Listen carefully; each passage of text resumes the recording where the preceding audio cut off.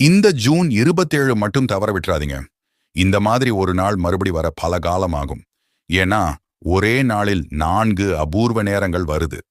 நீங்க இப்போது தீராத கஷ்டத்துல இருக்கீங்க அப்படின்னா உடனே கமெண்டில் வெற்றிவேல் முருகனுக்கு அரோகரா என்று கூறி சேனலை சப்ஸ்கிரைப் லைக் பண்ணிக்கோங்க.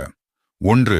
பிரம்ம முகூர்த்தம் விடியற்காலை 4:13 முதல் 5:01 வரை. 2. அபிஜித் காலம் காலை 11:46 முதல் மதியம் 12:37 வரை. 3.